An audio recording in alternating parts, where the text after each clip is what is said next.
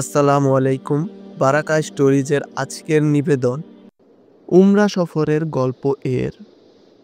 হে রাসূল, তোমাকে পাওয়ার দিনে মসজিদ আল গামামা থেকে মসজিদ আল নববীর দূরত্ব কয়েক কদম কেবল। গামামা মসজিদের গল্প কাহিনী শুনতে শুনতে আমার এক সময় নেমে পড়লাম সেই চির সবুজাত নববী আঙিনায়। খুব প্রশস্ত জায়গা, চারিদিকে মানুষের কলকাকলিতে মুখরিত। শিশু, কিশোর, যুবক, যুবতী, বৃদ্ধ আর বৃদ্ধাদের সকল রব উপস্থিত গোটা আঙিনা জুড়ে। অবশেষে আমার শরীর স্পর্শ পেল নববী আঙিনা। প্রিয় আর আকাঙ্ক্ষিত জায়গায় এলে মানুষ কত স্মৃতির তো রোমন্থর করে। নববী আঙিনায় পা রাখতে আমার হৃদয় পটে জেগে উঠল দুটি স্মৃতিময় ঘটনা। একটা উটনী এবং একজন সাহাবীর স্বপ্নপথ তিরস্কার, অত্যাচার এবং নির্যাতনে জর্জরিত হয়ে আল্লাহর রাসূল সাল্লাল্লাহু আলাইহি ওয়াসাল্লাম নিজ মাতৃভূমি ছেড়ে মদিনায় এসেছেন। এই তল্লাটে আগে কখনো আসেন। এখানকার আবহাওয়া, লোক সংস্কৃতি সম্পর্কে কোনো কিছুই তিনি জানেন। আল্লাহর নির্দেশ পেয়ে এক বুক ভরা তাওয়াক্কুল সমেত তিনি হাজির হয়েছেন সম্পূর্ণ নতুন এক ভূখণ্ডে। হৃদয় ভরা আশা, মদিনা তাকে ভালোবাসায় মুড়িয়ে নেয়। সত্যি সত্যি মদিনায় আল্লাহর রাসূলকে ভালোবাসার চাদরে মুড়িয়ে নিয়েছে। রাসূলের আগমনে মদিনার আকাশে বাতাসে ছড়িয়ে পড়ল অপার্থিব সৌরভ। গাছে গাছে ফুলে ফুলে প্রাণ আর প্রকৃতিতে খুশির হিল্লোল। রাসূলকে এক নজর দেখার জন্য সারা মদিনা জুড়ে ছোটাছুটি লেগে গেল। ছোট ছোট বালক আর বালিকারা খুশিয়াল গলায় গাইতে লাগলো আনন্দ শুন। বাড়ির মহিলারা দরজা আর জানালা আড়ালে দাঁড়িয়ে দৃষ্টিকে বাইরে ছড়িয়ে রেখেছে। যুবক আর বয়স্কদের চোখে মুখে আনন্দের কিরণ যেন উপচে পড়ছে।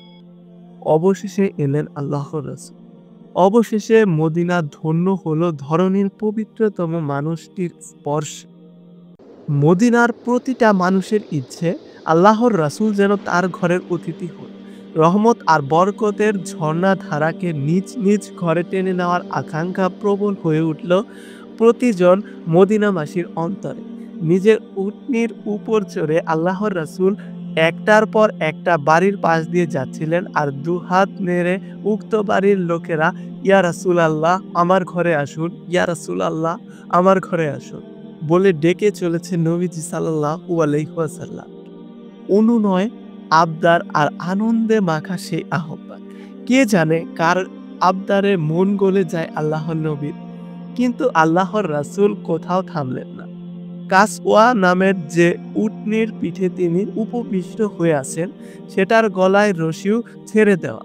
নবীজি ঘোষণা করলেন, এই উটনী আল্লাহর তরফ থেকে আদেশপ্রাপ্ত, তোমরা ওর পথ ছেড়ে দাও। উটনী যেখানে বসে পড়বে আল্লাহর রাসূল সেখানে বসতি করবে, এমনটাই আল্লাহর হুকুম। আল্লাহর হুকুমের ব্যত্যয় নবীজি করতে পারেন না। ফলে সকলের অনুনয়, অনুরোধ আর আবদারকে উপেক্ষা করে এগিয়ে যেতে হলো নবীজি সাল্লাল্লাহু আলাইহি ওয়াসাল্লামকে। পথ চলতে চলতে নবীজির বাহন কাসওয়া এক সময় একটা জায়গায় এসে বসে পড়ল। সমাপ্তি ঘটল একটা অমীমাংসিত উপাখ্যানে। কাসওয়াকে বসে যেতে দেখে সকলে ভীষণ আশ্চর্য হলো। শুধু একজন লোক আশ্চর্য হওয়ার বদলে আনন্দে আত্মহারা, খুশিতে তার চক্ষু টলমলে। তিনি ছিলেন সাহাবী আবু আইয়ুব আনসারী রাদিয়াল্লাহু তাআলা আনহু। তিনি কাঁদছেন কারণ আল্লাহর রাসূলের উটনী কাসওয়া যেখানে বসে পড়েছে সেখানে থেকে তার ঘরটাই সবচেয়ে কাছে। সুতরাং রাসূলকে অতিথি করার সৌভাগ্যটা অবশেষে তিনিই লাভ করেছেন। সকলের কৌতূহলের পসরা ভেঙে দিয়ে নবীজি জিজ্ঞাসা করলেন, এখান থেকে কার ঘর অধিক নিকটবর্তী? উৎফুল্ল আবু আইয়ুব আনসারী বলে উঠলেন, ইয়া রাসূলাল্লাহ আমার ঘরই সবচেয়ে কাছে। এই যে দেখুন, এটা আমার ঘরের দরজা। আল্লাহর রাসূল বললেন, তোমার ঘরেই আমার থাকার বন্দোবস্ত কর, তোমার ঘরেই আমার থাকার বন্দোবস্ত কর। নবীজির মুখে এই কথাটুকু শুনে কেমন আনন্দে নেচে উঠেছিল সাহাবী আইয়ুব আনসারীর মন, তা কল্পনায় আঁকার চেষ্টা করলাম। স্বপ্নের মানুষটাকে নিজের ঘরে রাখার সুযোগ, যেন অতিশয় বিরল গুপ্তধন নিজের বুক পকেটে রাখতে পারার আনন্দ। আহা, কি অপার্থিব অনুভূতি! নবীজির বাহন কাসওয়া যেখানে থেমেছিল সেখানেই নির্মাণ করা হয় মসজিদ আর নববী। আর আজ সেই নববীর চত্বরে দাঁড়িয়ে আছি আমি। একদিন এই বাতাসে মিশে গিয়েছিল কাসওয়ার খুরের শব্দ, মিশে গিয়েছিল সাহাবী আইয়ুব আনসারীর আনন্দ শ্রুতি। বাতাসে কান পাতলে কি শোনা যাবে কাসওয়ার পায়ের খটখট আওয়াজ, অথবা আবু আইয়ুব আনসারীর বুকের গভীর থেকে ভেসে আসা কান্নার শব্দ। আমি ভীষণ ভরসায় কান পাতি, চোখ বুজে ভাবি সেই স্বপ্ন মুখর দিনগুলোর কথা।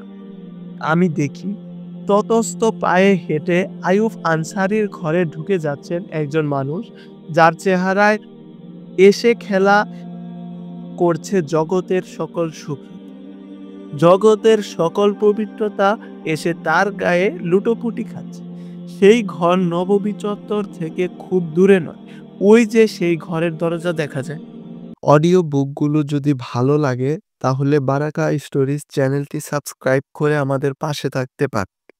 পাশাপাশি ব্যাকগ্রাউন্ডে প্লেব্যাক উপভোগ করতে চাইলে আমাদের পডকাস্টটি সেভ করে ইউটিউব মিউজিকে স্ট্রিম করতে পারে। ইয়ামানিলি।